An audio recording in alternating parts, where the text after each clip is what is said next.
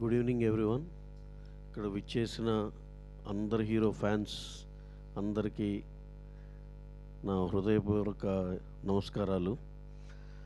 అలాగే Andhra king taluka, first of all మా cinema గురించి చెప్పాలంటే ఇది ఒక కమర్షియల్లీ హానెస్ట్గా చెప్పిన కథ, ఎక్స్ట్రాడినరీగా వచ్చింది. దీంట్లో బయోపిక్ ఆఫ్ ఎ ఫ్యాన్ అతని లైఫ్లో ఒకరిని అభిమానించే దాంట్లో ప్రతి ఆల్మోస్ట్ లైక్ కామన్గా ఉండే చాలా మూమెంట్స్, చాలా అందరూ మీకు మీరు రిలేట్ చేసుకునేటట్టు చాలా మూమెంట్స్ ఉన్నాయి. అలాగే ఫ్యాన్కి, ఒక సూపర్ ఫ్యాన్కి, ఒక సూపర్ స్టార్కి మధ్యలో జరిగే కథ ఇది. దాంట్లో లవ్, ఈ ఫ్యాన్ పర్సనల్ లైఫ్లో లవ్, ఈ యాంగిల్ అంతా ఉంటుంది. అది కూడా చాలా బ్యూటిఫుల్గా క్రాఫ్టెడ్. సో ఈ సినిమాని విత్ టోటల్ బ్యాలెన్స్తో బ్రహ్మాండమైన కథగా, నాట్ ఓన్లీ అబౌట్ ఫ్యాన్స్, ఇది నిజంగా ఏ ఫ్యాన్ కానీ న్యూట్రల్, ఇంట్లో లేడీస్ అవ్వచ్చు, ఎవరన్నా అవ్వచ్చు, వాళ్ళందరికి కూడా దీంట్లో ఉన్న ఎమోషనల్ రైడ్కి కంపల్సరీగా సినిమా చాలా బాగా నచ్చుతుంది. ఫ్యాన్స్ అయితే ఇంకా ఎక్కువ రిలేట్ అవుతారు. That might be any heroes fan.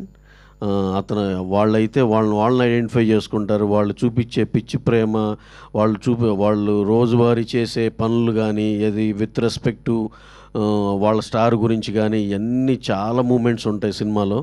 అలాగే మీరందరూ కూడా చూసి, ఆల్ హీరోస్ ఫ్యాన్స్ అందరూ చూసి మీరు రిలేట్ అవుతారు ఈ సినిమా కానీ మనస్ఫూర్తిగా నమ్ముతున్నాం. చాలా మంచి cinema. Watch in theatres on November 27th. Thank you. అందరికీ నమస్కారం అండి, వెల్కమ్ ఆల్. అదే బయోపిక్ ఆఫ్ ఎ ఫ్యాన్, ఆ టైటిల్ని జస్టిఫై చేస్తాను. సో ప్రతి ఒక్క ఫ్యాన్, ఎవరు మనం అందరం డిఫరెంట్ పీపుల్ కనెక్ట్ అవుతాం. డిఫరెంట్ సందర్భాల్లో ఎందుకు కనెక్ట్ అవుతాం, ఆ మ్యాజిక్ ఏంటి, అసలు ఫ్యాన్ స్టార్లో రిలేషన్షిప్లో ఉన్న మ్యాజిక్, అన్కండిషనల్ లవ్ ఏంటి, దాని ద్వారా మనమేమి పొందుతున్నాం, మన లైఫ్లో అది ఇన్నోసెన్సా, ఫూలిష్నెస్సా, ఈ అన్ని విషయాలు కూడా అడ్రస్ అవుతాయి దీంట్లో. మీరు డెఫినెట్గా అదే ఉపేంద్ర గారు, రామ్ గారు చెప్పినట్టుగా సినిమా చూసిన తర్వాత కాలర్ ఎగరేసుకుని బయటకు వస్తారు, అది మాత్రం గ్యారంటీ. ఇంకా స్టార్ట్ చేద్దాం, మీరు ఏమన్నా క్వశ్చన్స్ అడగచ్చు. So good evening sir. ఇక్కడ ఒక స్మాల్ థింగ్, కాలర్ ఎగరేసి అంటే మళ్ళీ దీనికి వేరే అర్థాలు ఇవ్వమంటే హీరో లాస్ట్లో 120 మందిని నరికేసినట్టు అలాంటిది కాదు. అరే నా కథ నేను చూసారా అని కాలర్ ఎగరేసి, అది ఆ సెన్స్లో అది. Thank you. So good evening sir, my name is Shashank and I'm from the మిమిక్కో. సో మహేష్ గారు, ఈ క్వశ్చన్ మీకు.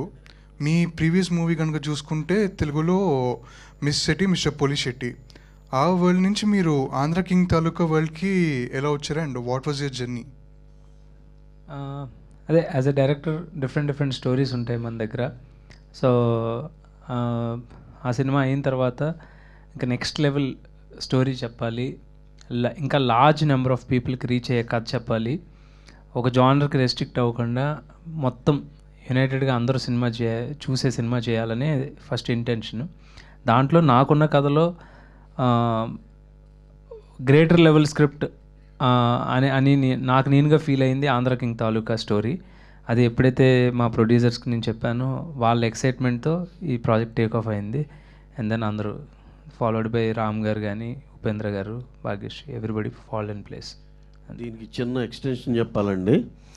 అంటే మహేష్ కోరిక ఏంటంటే, నేను ఎన్నైనా చేయొచ్చండి, 7 సినిమాలే చేస్తాను, నా కెరీర్లో 10 సినిమాలు చేస్తాను, ఒకదానికి డిఫరెంట్గా ఉండి, నాకు ఐఎమ్ నాట్ ఇన్ ఏ హరీ అండి. ఏదో సంవత్సరానికి 6 నెలల్లో ఒక సినిమా చేసి ఇంకో ఎవరు అవైలబుల్గా ఉంటే వాళ్ళతో ఇంకో సినిమా చేసి అలాంటి హరీబరీలో లేడు.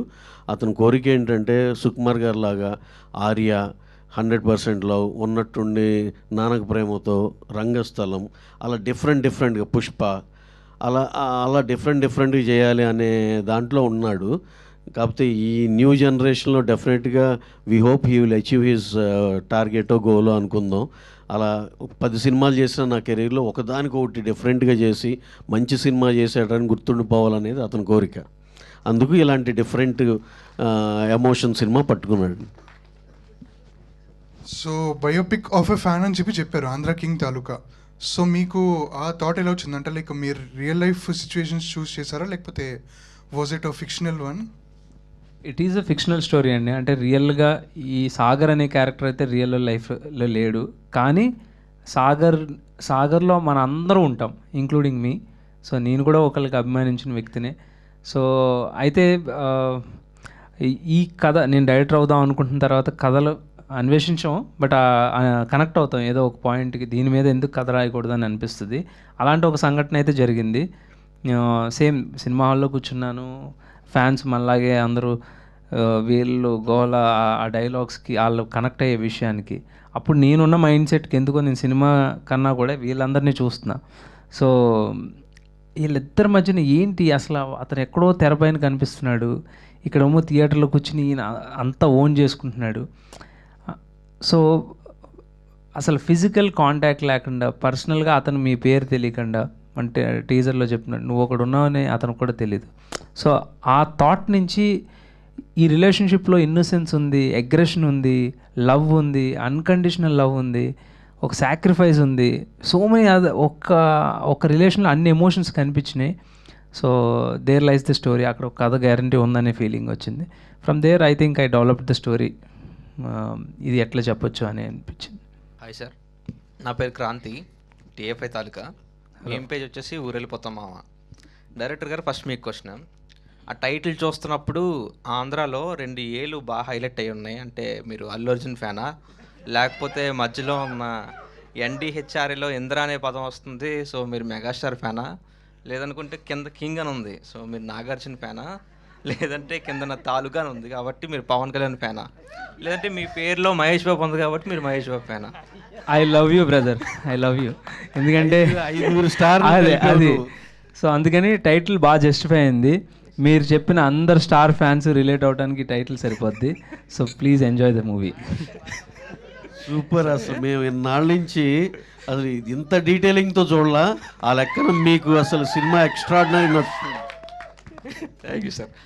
ఇంకొక విషయం ఏంటంటే, ఇందులో రామ్ గారు ఒక లిరిక్ రాశారు, ఒక సాంగ్ లిరిక్స్ రాశారు కదా, అది మీరు దగ్గరుండి రాయించారా బలవంతంగా, లేదంటే వాళ్ళు అంటే ఎవరిని ఊహించుకొని రాసి ఉంటారని మీరు అనుకుంటున్నారు? అది నేను చెప్పలేనండి, దట్స్ టూ పర్సనల్. కానీ బట్ యాక్చువల్లీ ఆయన సిచ్యువేషన్ ఆయనతో డిస్కస్, ఆయన మ్యూజిక్ పట్ల విపరీతమైన అవగాహన ఉంది, ఇంట్రెస్ట్ కూడా. సో ఆ సిచ్యువేషన్ ఎలా ఉండాలి, పల్లవిలో ఏం చెప్పాలి, బీజిఎం ఎలా ఉంటుంది, చరణం ఎలా ఉంటుంది అని ఒక డైరెక్టర్గా నాకు ఒక గ్రాఫ్ ఉంటుంది, అది నేను ఎక్స్ప్లెయిన్ చేస్తూ ఉన్నా ఆయనకి. సంథింగ్ ఆయనకి ఎందుకు రాయాలనిపించిందో చరణంలో 2 లైన్స్ రాసుకుని వచ్చారు నెక్స్ట్ రోజు. ఆయన రాశారని నేను నమ్మలా ఫస్ట్. ఇలా చెప్పారు, ఇలా సార్ ఎగ్జాక్ట్లీ మనం అనుకుంటుంది ఉంది కదా, బ్యూటిఫుల్గా ఉంది కదా అని అన్నాం. అంటే ఊరికే ట్రై చేసా ఎలా ఉందా అని అన్నారు. సరే అయితే పల్లవి కూడా ట్రై చేస్తే మనకు కాస్ట్లీ లిరిసిస్ట్ దొరుకుతాడని చెప్పారు.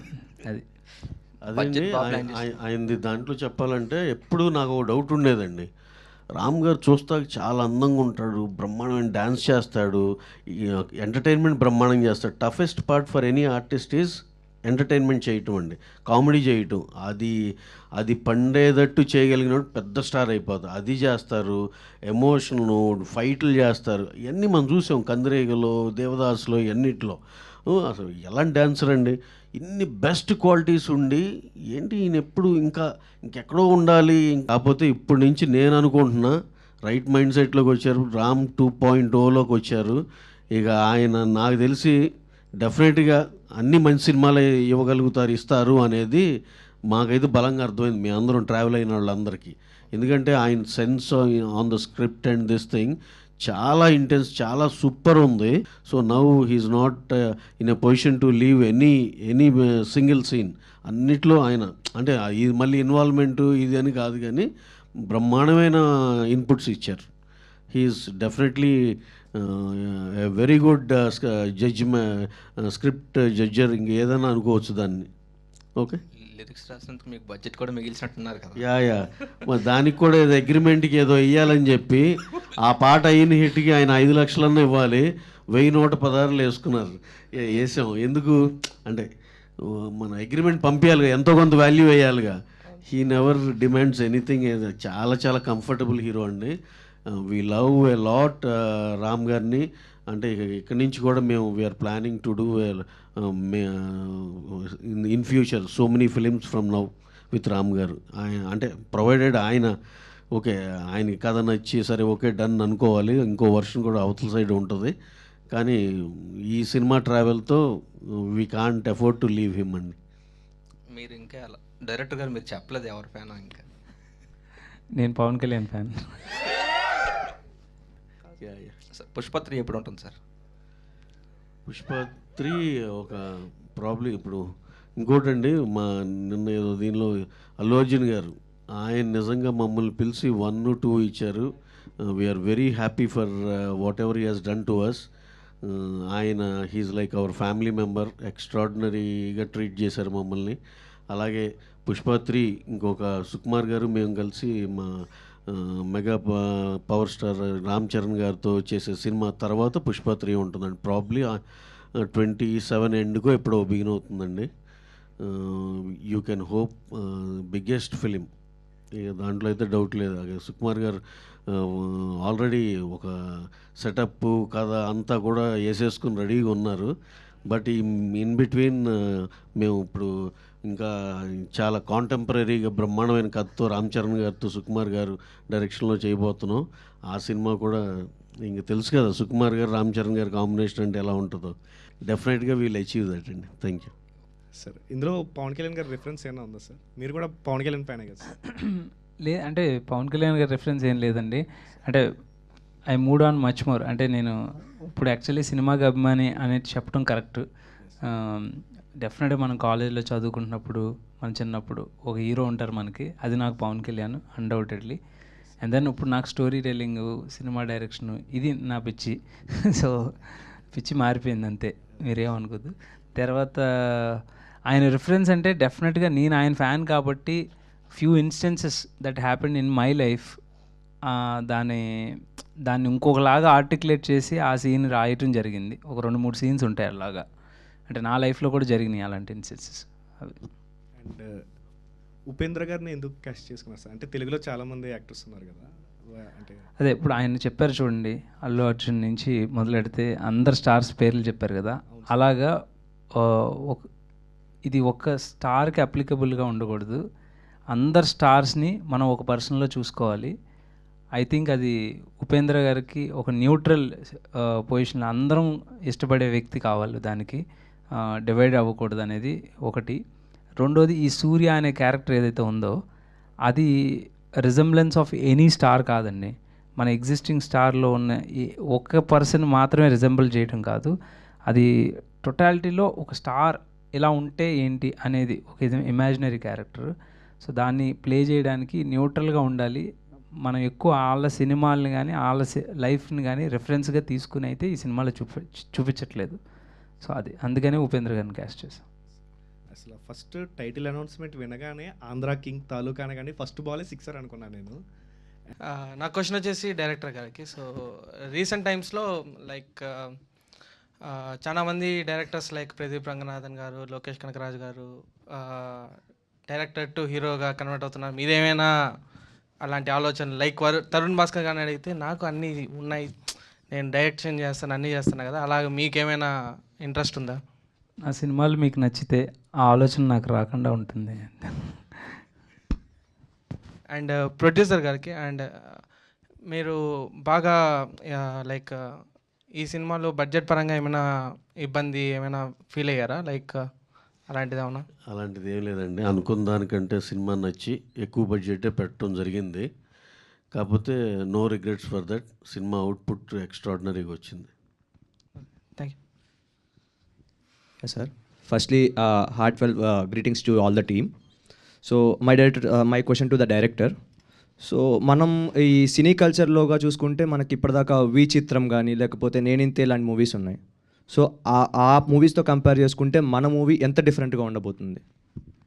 అంటే దానికి దీనికి ఉన్న కామన్ సిమిలారిటీ ఏంటంటే ప్రాబబ్లీ ప్రొటాగనిస్ట్ అంటే హీరో ఆఫ్ ది ఫిలింలో అతను ఫ్యాన్ అయి ఉండొచ్చు అంతే తప్ప నేనింతేలో కానీ ఇంకో మీరు చెప్పే వి చిత్రం నేను చూడలేదు. ఆ సినిమాల్లో ఉన్న కథాంశం ఈ సినిమా ఉన్న కథం కంప్లీట్లీ డిఫరెంట్ అండి. It's a very new film.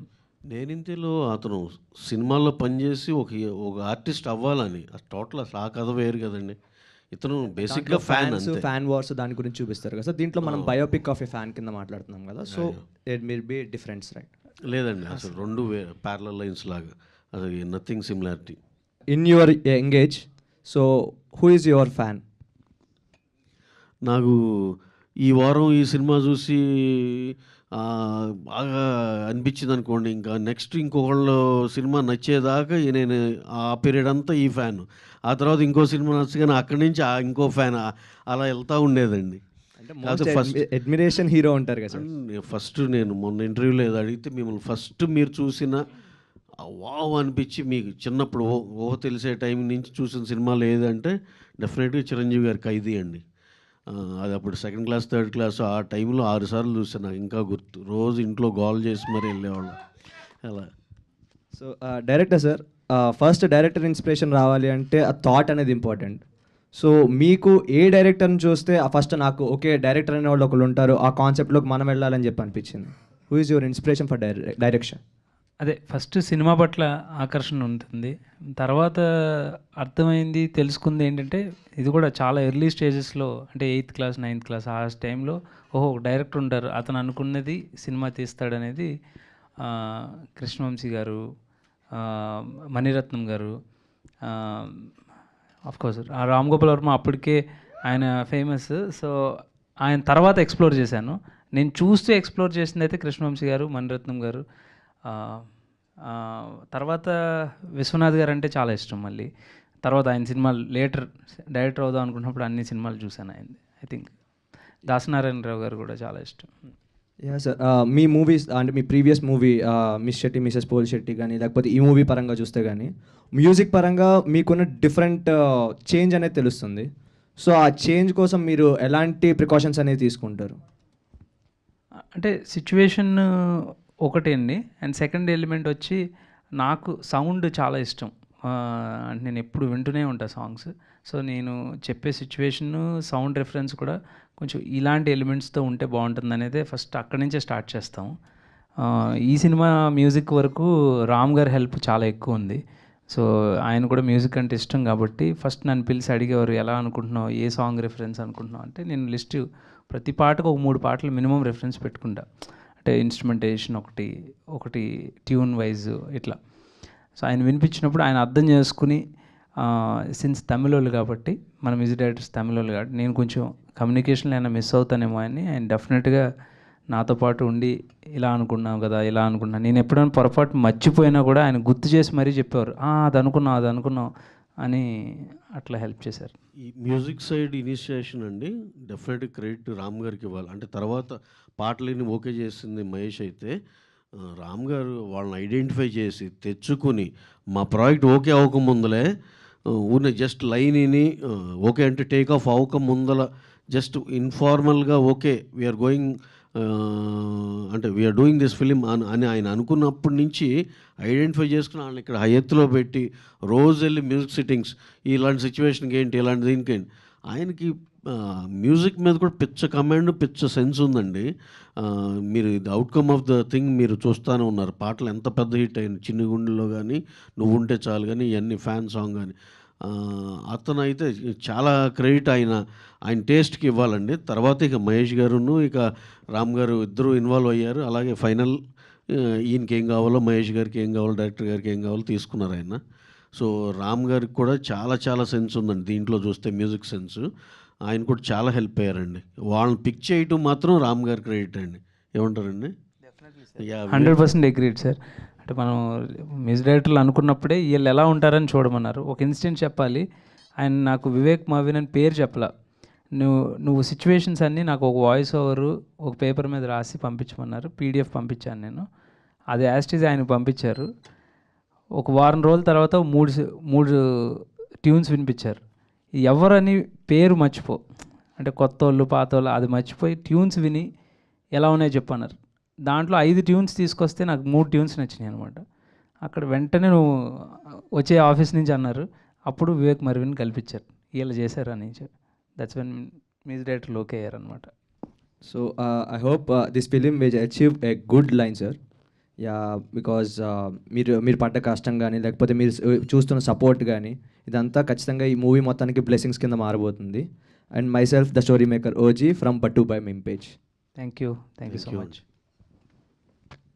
Sir hi sir, Vijay sir. Hi. Sir అందరికీ అప్డేట్లు వేసాయి సార్. ప్రతి ఒక్క హీరోకి అప్డేట్ వచ్చింది. మహేబాబుకి సార్కి వచ్చింది, రామ్ చరణ్ సార్కి వచ్చింది, అందరికి వచ్చింది. ఎన్టీఆర్ సార్కి మాత్రం ఇంకా పోస్టర్ కూడా వదిలేదు సార్. దాని గురించి ఏమైనా అప్డేట్ చెప్పగలరా సార్? ఎన్టీఆర్ గారు, ఎన్టీఆర్ అండ్ ఎన్టీఆర్ నీల్ సినిమా ఇప్పుడు జరుగుతుంది కదండి. డిసెంబర్ ఆల్మోస్ట్ ఫస్ట్ నుంచో ఇప్పుడు సెకండ్ నుంచో షూట్ చేస్తున్నాం. ఇంకా మీరు ఎందుకంటే ఇక నేను అన్నీ చెప్పి అది ఒక ఇంటర్నేషనల్ సినిమా అండి. అదొక ఇంటర్నేషనల్ సినిమా. మీరు ఇప్పుడు దాకా ఎన్టీఆర్ గారిని ఆయన ఫుల్ పొటెన్షియల్లో ఇప్పుడు దాకా ఎప్పుడు ఎవరు ఏ డైరెక్టర్ ట్యాప్ చేయలే. This is going to be that film. ఆయన విశ్వరూపం అంటే ఊరినే ఏదో ఒక్క ఫైట్లో విశ్వరూపం చూపించేసి కాదు, total cinema start to finish మీరు ఆ హీరోని అంటే ఇక ఇప్పుడు దాకా చెప్పాలంటే ఆయన ఫుల్ పొటెన్షియల్కి అంటే అపార్ట్ ఫ్రమ్ రాజమౌళి గారి సింహాద్రి లేకపోతే అది ఎప్పుడో కాబట్టి ఆయన ఫుల్ పొటెన్షియాలిటీలో ఇంతవరకు మనమైతే చూడలేదండి. అంతవరకు నేను చెప్పగలను. ఈ సినిమా ఆయన ఫుల్ పొటెన్షియాలిటీలో చూస్తున్నారు. That is going to be something else. అదొక ఇంటర్నేషనల్ స్టాండర్డ్ సినిమా అండి. డెఫినెట్గా షూటింగ్ అయితే డిసెంబర్ ఫస్ట్ వీక్లో బిగిన్ అవుతుందండి. నాన్ స్టాప్గా వెళ్ళిపోతుంది. Probably we are thinking that April May కల్లా షూట్ అవుతుంది అనుకుంటున్నాం. We'll have to see. Sir కనీసం టైటిల్ ఏం పెట్టారు సార్? అంటే డ్రాగనేనా లేదంటే ఇంకేమైనా టైటిల్ అనుకుంటున్నారా? టైటిల్ అప్రాపరేట్ టైంలో చెప్తామండి. దాట్ విల్ రియల్లీ సార్ అదే అప్పటి నుంచో అంటున్నారు సార్. ఆల్రెడీ ఆల్మోస్ట్ 5 months అయిపోయింది సార్. ఖచ్చితంగా టైటిల్ అనేది ఒక ఈవెంట్ చేసుకుని ఒక పద్ధతిగా ఒక ఇదిగా చేయాలి కానీ జస్ట్ మీరు నేను మాట్లాడేసుకుని ఇదే టైటిల్ అని ఇది అఫీషియల్ చేయలేం కదండి. Okay sir. సరే director sir. Thank you. Hello Vijay, చెప్పండి. సార్ మీ పేరుకి ఒక చాలా పెద్ద బ్యాక్గ్రౌండ్ ఉంది సార్. అంటే మహేష్ బాబు అంటే మాకు ఎప్పుడైనా సూపర్ స్టార్ గుర్తొస్తారు. సో మీరు అంతటి పొటెన్షియల్ ఉన్న పేరు పెట్టుకున్నారు సార్. సార్ మీరు ఈ సినిమా మీకు మంచి విజయం సాధించాలని కోరుకుంటున్నాను సార్. సార్ మన తెలుగు సాంగ్స్ ఏమైనా ఎక్స్పెక్ట్ చేయొచ్చా? అంటే మూవీలో ఎవరిదైనా రిఫరెన్స్ సాంగ్స్ కానీ పోస్టర్స్ కానీ ఏమైనా? తెలుగు సాంగ్స్ అలా ఏమి ఉండవండి. మళ్ళీ లేనిపోయింది ఇప్పుడు మళ్ళీ ఎవరో కేసేస్తారు తెలుగు సాంగ్. అంటే ఇప్పుడు ట్రెండింగ్ అవుతున్నాయి కదా సార్ చాలా సినిమాలలో. సో అందుకే అడిగాను సార్. కాదు కదా, అంటే ఇప్పుడు హలో చెప్పండి. ఈ సూర్య అనే క్యారెక్టర్ ఏదైతే ఉందో అదంతా ఫిక్షనల్ కదా. సో ఆయనకి సంబంధించిన సినిమాలు కూడా మేము షూట్ చేసాం. అర్థమైందా? అంటే ఆయన 80sలో మొదలయ్యి 2000s వరకు ఆల్రెడీ జర్నీ ఉన్న సినిమా. ఈ సినిమా 2000s స్టార్ట్ అవుతుంది. సో ఆ 20 ఏళ్ళు 25 ఏళ్ళ కెరియర్ ఉన్న హీరోకి బ్యాక్లో ఉన్న టాపెస్ట్ ఫిల్మ్స్ ఏవైతే ఉంటాయో వాటి గెటప్స్తో కొన్ని సీన్లు షూట్ చేసి అది స్క్రీన్ మీద కానీ లైవ్లో కానీ మీరు చూస్తూ ఉంటారు. సో కంప్లీట్లీ ఒక న్యూ క్యారెక్టర్ అనమాట. సో ఆ న్యూ క్యారెక్టర్కి ప్యారలల్గా అదే టైంలో చిరంజీవి గారో లేకపోతే ఇంకొకళ్ళు ఎవరో ఉన్నారని చెప్పడం కరెక్ట్ కాదు. Because it's a completely fictional story. Sir Upendra గారి గురించి ఏమన్నా వర్డ్స్ మీ మాటల్లో? రియల్ స్టార్, అందరికీ తెలిసిన వ్యక్తి. నాకు పరిచయం అయిన తర్వాత ఒక రియల్ హ్యూమన్ బీయింగ్ అనిపించింది. చాలా మెచ్యూర్డ్ హ్యూమన్ అండి ఆయన. ఒక డైరెక్టర్ని ఎలా సపోర్ట్ చేయాలో అంత సపోర్ట్ చేశారు. అండ్ ఈ క్యారెక్టర్ని కూడా ఆయన కన్సీవ్ చేసిన విధానమే చాలా డిఫరెంట్గా చేశారు. అంటే ముందున్న ఉపేంద్ర గారు ఒకలాగా కనిపిస్తే మనకి ఈ సినిమాలో ఉపేంద్ర గారు చాలా ప్రత్యేకంగా కనిపిస్తారు. ఉపేంద్ర గారిని ఇష్టపడే మన కల్ట్ ఫ్యాన్స్ ఎవరైతే ఉంటారో వాళ్ళందరికీ ఈ సినిమా చూసిన తర్వాత ఆ వైభవం మళ్ళీ తిరిగి వచ్చిందనే ఫీలింగ్ వస్తుంది ఉపేంద్ర గారిని చూస్తే. Okay, thank you sir. Thank you sir. మాకు కనీసం డ్రాగన్ది డిసెంబర్ అయినా జనవరిలో అయినా అప్డేట్ ఇవ్వాలని కోరుకుంటున్నాం సార్. Thank you sir. మీరు కూడా డ్రాగన్ అని ఫిక్స్ అయిపోయారు.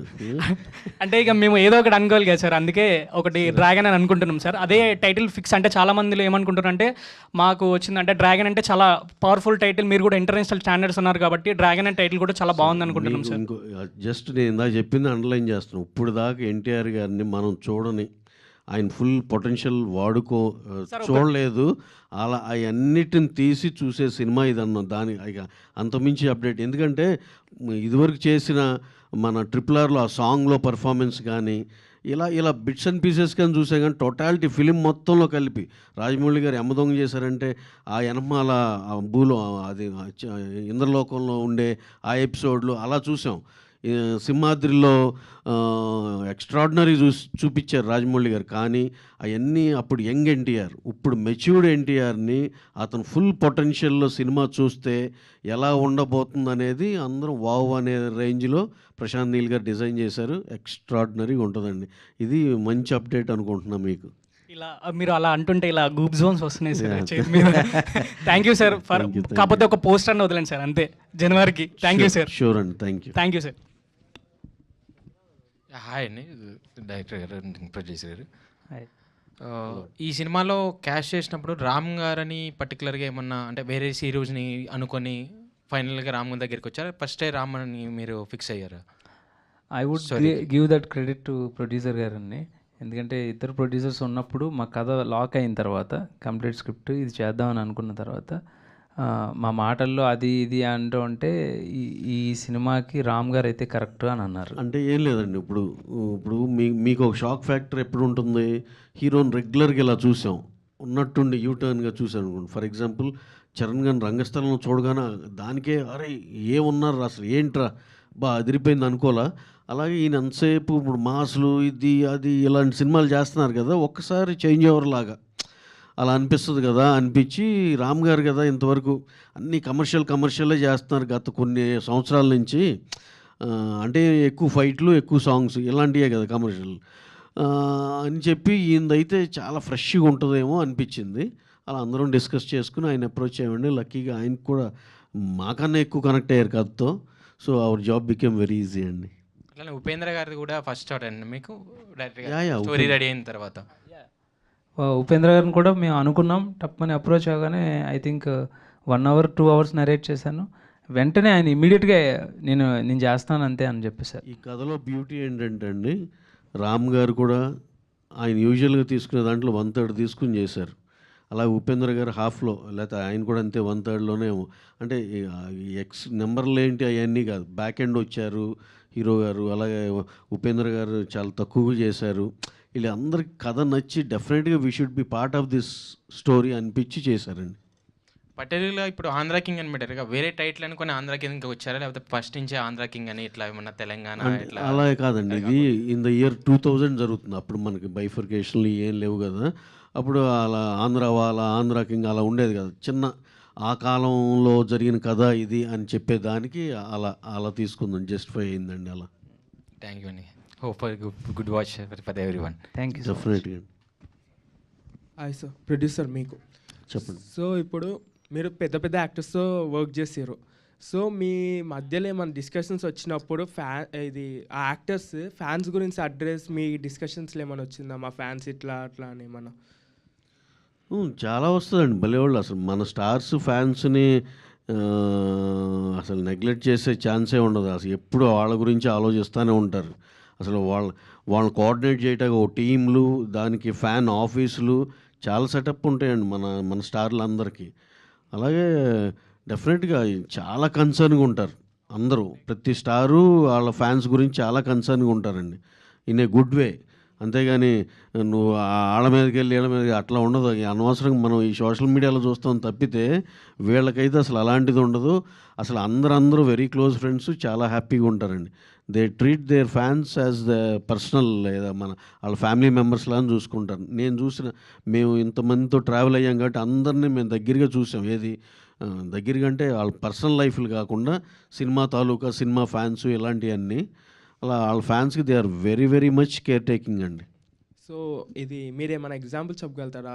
కాన్వోలో ఏమైనా చెప్తుంటారు కదా, మా ఫ్యాన్స్ ఇట్లా, మాకు ఇట్లా ఇష్టం, ఏమైనా చిన్న ఎగ్జాంపుల్ లైక్?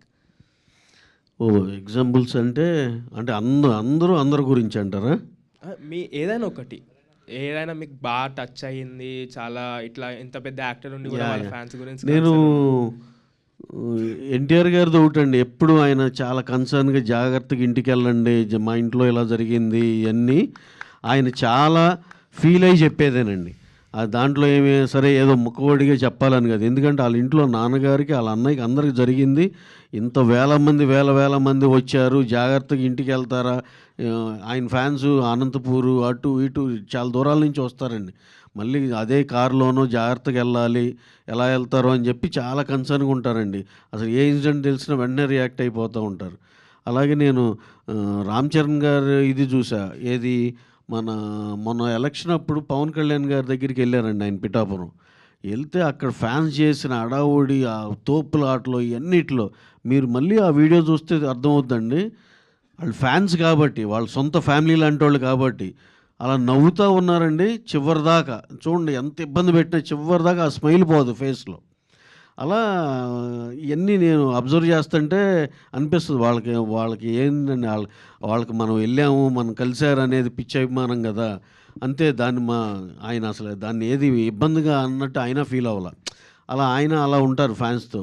ఇంకా బన్నీ గారి గురించి మీకు తెలుసు కదా, నా ఫ్యాన్సే నా స్ట్రెంగ్త్, నా ఆర్మీ అంటారు ఆయన నిజంగా అదేదో మా మొక్కబోడిగా కాకుండా అండి, he will take very very personal care about fans అండి. ఆయన కూడా చాలా బాగా చూసుకుంటారు. అలాగే ప్రభాస్ గారు ఇంక తెలియదే ఉంది, డార్లింగ్ అని అందరిని అడ్రస్ చేస్తారు కదా, ఆయన ఆతిథ్యం ఏంటో తెలుసు కదా. అలాగే ఫ్యాన్స్ని కూడా అంతే డార్లింగ్గా ప్రేమిస్తాడు ఆయన కూడా. సో అంటే మీరు ఇంకా చెప్పాలంటే మహేష్ బాబు గారు మాకు తెలుసు, గుడివాడలో ఒక అతను జమదగ్ని ఎవరో చనిపోతే వాళ్ళ పిల్లల్ని పిలిచి వాళ్ళకి ఏదో వాళ్ళ అకౌంట్లో డబ్బులు పడేటట్టు ఇంత ఆ ఫ్యాన్స్ అందరిని పేరున ఆయనకి తెలుసు అండి. ఎందుకంటే కృష్ణ గారి నుంచి వచ్చిన వాళ్ళు ఉన్నారు, వాళ్ళందరినీ చాలా పేరుగా విజయవాడ చంటి అంటారు, అలా దుర్గారావు అని చాలా పేర్లతో చెప్తూ ఉంటారండి. నెల్లూరు సురేష్ గారు చనిపోయారు, ఇలా అంత క్లోజ్గా ఉంటారండి ఫ్యాన్స్ అంటే. ఎవరు నెగ్లెక్ట్ చేసే ఇది ఉండదు. అలాగే రామ్ గారు చూడండి, ఆయన అసలుకి ఫస్ట్ పబ్లిసిటీ ప్లాన్ అనగానే ఓకే, ఇప్పుడు మనోళ్ళు ఏమనుకుంటున్నారు, ఫ్యాన్స్ నుంచి ఫీడ్బ్యాక్ తీసుకుంటారు, ఇలా చేద్దామని ఏదో అనుకున్నారంటే మొత్తం ఒక స్ట్రాటజీ ఉంటుంది. ఫ్యాన్స్కి ఏది కంఫర్టో, ఏది ఎలా చేయాలో, వాళ్ళకి మనం ఈ ప్రోగ్రామ్ చేద్దామంటే వాళ్ళు ఇంట్రెస్టెడా కాదా, లేకపోతే వాళ్ళు ఎంతవరకు వాళ్ళ కంఫర్ట్ ఎలా ఉంది అని ఆలోచిస్తారు రామ్ గారు కూడా. సో ఇంకా చిరంజీవి గారి గురించి తెలిసిందే కదండి. మీరు చిరంజీవి గారు మెగాస్టారు, ఆయన ఫ్యాన్స్కి ఆయన చేసిన ఇది కానీ, ఆయన జెస్చర్స్ కానీ, చాలామందికి చాలా గిఫ్ట్లు కానీ, ఎవరిని ఆపదలో ఉన్నారంటే చేయటం కానీ, ఎక్కడెక్కడి నుంచో దేశం అంతా సైకిల్ యాత్ర చేసి వస్తే వాళ్ళ ఇంటికి పిలిచి ఆయన భోజనాలు పెట్టి ఆయన ఎలా చేస్తారో తెలుసు. బాలకృష్ణ గారు ఆయన అభిమానులు ఇంటికి వెళ్ళి భోజనం చేస్తూ ఉంటారు, అంత ప్రేమగా చూస్తారు. అంటే అందరిలో కామన్ క్వాలిటీ డెఫినెట్గా they have never neglected fans అండి. పవన్ కళ్యాణ్ గారు ఆయన ఎంత కన్సర్న్గా ఉంటారంటే, అసలు రాజకీయాలే వీళ్ళందరూ ఫస్ట్ ఆయన దగ్గరలో చూసిన ఫ్యాన్స్, వాళ్ళ ద్వారా తెలుసుకున్న చాలా విషయాలు, ఇవన్నిటి ద్వారా అసలు ఆయన ఇంకేదో చేయాలి, అది ఫ్యాన్సే కాదు ఇంకా వైడర్ రీచ్ ప్రజలకు ఏదో చేయాలన్నట్టు పాలిటిక్స్లోకి వెళ్ళారండి. అలా ఆయన ఫ్యాన్స్ బాధలు కానీ ఫ్యాన్స్ ద్వారా తెలుసుకునేవన్నీ చాలా పర్సనల్గా తీసుకుని పవన్ కళ్యాణ్ గారు ఇంకా చాలా కన్సర్న్గా ఉంటారండి. So fans are back bones to stars అండి, దాంట్లో అయితే అనుమానం లేదు. వాళ్ళ పిచ్చి ప్రేమ డెఫినెట్గా, అంటే నాట్ దట్ ఫ్యాన్స్ లేకపోతే ఇతను మంచి సినిమా చేయలేరా ఇదని కాదు, డెఫినెట్గా వాళ్ళు చాలా కిక్కు స్టార్స్కి. అలాగే అందరూ వాళ్ళని అంతే ప్రేమగా చూసుకుంటారండి. Thank you. ఇది మాకు పుష్ప ఇచ్చినందుకు చాలా హ్యాపీ. మాకు అల్లు అర్జున్ గారు, సుకుమార్ గారు ఇచ్చినందుకు మేము ఇంకా హ్యాపీ అండి. సో నేను personally Bunny fan. So Pushpa third part ఎంత జల్దీ వీలైతే అంత జల్దీ తెచ్చాను సార్. ఇక డెఫినెట్గా బాక్స్ ఆఫీస్ తగలబెట్టేస్తాం. Thank you. మీరు తగలబెట్టొద్దు కానీ హయ్యెస్ట్ చేసి వేరే లెవెల్ సినిమా అయితే చేద్దామండి. Thank you. All the best. Thank you అండి. హాయ్ సార్, మీరైతే పవన్ కళ్యాణ్ గారి ఫ్యాన్ అన్నారు కదా, మీ నుంచి ఏమన్నా పవన్ కళ్యాణ్ గారి ఫిలిం ఎక్స్పెక్ట్ చేయవచ్చా ఇన్ ఫ్యూచర్? కథ సెట్ అవ్వాలి, ఆయనకి డేట్లు ఉండాలి, ఇవన్నీ పెద్ద విషయాలు, టాక్ లేటర్. అయితే ఈ ర్యాపో సార్ ఈ సినిమాలో ఎన్ని సాంగ్స్ రాశారు తెలుసుకోవచ్చు? సార్ ఒకటే రాశారు, రామ్ గారు ఒక పాట రాశారు, అది నువ్వుంటే చాలే అనే పాట, మన అందరి ఫేవరెట్ పాట అది. ఈ సినిమాకి ఏమన్నా ప్రీమియర్స్ ఎక్స్పెక్ట్ చేయవచ్చా ఫ్యాన్గా? 28 నుంచి 27 అంటే హోల్ డే ప్రీమియర్స్ లాగానే కదండి, 28 నుంచి 27కి మర్చాం. సో డెఫినెట్గా మీరు ఒక 1 డే ఎర్లీగా చూస్తున్నారు. థ్యాంక్ యూ అండి. సో ప్రొడ్యూసర్ సార్, కరెంట్లీ బయట సోషల్ మీడియాలో కానీ ఇవన్నీ చూసుకుంటే మనకి రీసెంట్గా అరెస్ట్ అయిన Immadi Ravi, that means iBomma admin. So ఇండియాలోనే మీరు పెద్ద ప్రొడ్యూసర్, మీకున్న సినిమాస్ కానీ లేకపోతే మీరు చేస్తున్న గ్రాసెస్ కానీ ఇవన్నీ చాలా ఎక్కువలో ఉంటాయి. బట్ ఇప్పుడు ఇలాంటి పైరసీని కానీ లేకపోతే ఇలాంటి వాటన్నిటిని ఎంకరేజ్ చేయడానికి మెయిన్గా వచ్చే ఇష్యూ వచ్చేసరికి థియేటర్లో లాంగ్ రన్ లేకపోవడం, ఓటీటీలోకి తొందరగా వచ్చేసేయడం, ఇలాంటివన్నీ రావడం వల్ల జనాలు పైరసీకి అట్రాక్ట్ అవ్వడం కానీ లేకపోతే ఐబొమ్మస్ ఇలాంటి వాటిలో చూడడం కానీ జరుగుతుంది. సో థియేటర్లో లాంగ్ రన్ పెంచడానికి ఓటీటీ డ్యూరేషన్ లేట్గా ఓటీటీలో రావడానికి కానీ మీ సైడ్ నుంచి ఏమైనా ఇనిషియేటివ్ తీసుకోవచ్చా? థియేటర్లో లాంగ్ రన్కి దీనికి అసలు లింక్ లేదండి. ఎందుకంటే తొందరగా వస్తుంది కాబట్టి ఓటీటీలో చూసేయవచ్చు అని కొంతమంది ఆగేవాళ్ళు ఉండొచ్చు. దానికి పైరసీకి సంబంధం లేదు. ఎందుకంటే ఓటీటీలో మనం చూస్తే ఈ మధ్య సినిమాలన్నీ 1 month 2 monthsలోనే ఓటీటీలోకి వచ్చేస్తున్నాయి. థియేటర్లో ఆల్మోస్ట్ మనం 25 days 50 days సినిమా చూసి చాలా సంవత్సరాలు అయిపోయిందండి. That is one point. కాకపోతే నెమ్మదిగా ఇవాల్వ్ అవుతుందండి. దాంట్లో ఏంటంటే సినిమా కూడా చేంజ్ అవుతుంది. సింగిల్ స్క్రీన్లు ఏదో అలా ఉండేవి, అలాంటి నుంచి మంచి బ్రహ్మాండంగా చేసి మొత్తం మంచి ఎక్స్పీరియన్స్ ఇచ్చేటట్టు వాటిలు కూడా రెనోవేట్ అవుతున్నాయి. సింగిల్ స్క్రీన్స్ మల్టీప్లెక్స్లతో పోటీ పడుతున్నాయి. ఇవన్నీ చాలా మార్పులు వచ్చిన దాంట్లో. అలాగే నెంబర్ ఆఫ్ థియేటర్స్తో రిలీజ్ అవ్వటం అనేది ఒక ట్రెండ్ అయిపోయింది. ఎందుకంటే ఇప్పుడు మీరు అన్నట్టే పైరసీ కానీ ఇంకోటి అన్నీ తట్టుకోవాలంటే maximum collections as early as possible తీసుకోవాలనే దాంట్లో అలా అవుతుంది. మీరు అన్న లాంగ్ రన్ చూడాలి అంటే 50 days వరకు వెళ్ళే సినిమాలు ఉన్నాయండి. పుష్పాలు, రంగస్థలం ఇవన్నీ ఆడినవి 50 days. కానీ పాత రోజుల్లాగా 2 థియేటర్లో ఫుల్గా రన్ అవుతా 100 రోజులు సిల్వర్ జూబ్లీలు అలాంటిది ఇప్పుడు లేదండి ట్రెండ్. కాకపోతే మీరు అనే లాంగ్ రన్ ఆఫ్ ఓటీటీ అనేది అందరం 8 weeks ఇలా అని ఏదో పెట్టుకున్నామండి. మరి అందరు కూర్చున్నాక అదేంటో ఒకసారి డిసైడ్ చేయాలండి. అది అందరికీ కొంచెం పెయిన్ఫుల్ థింగే.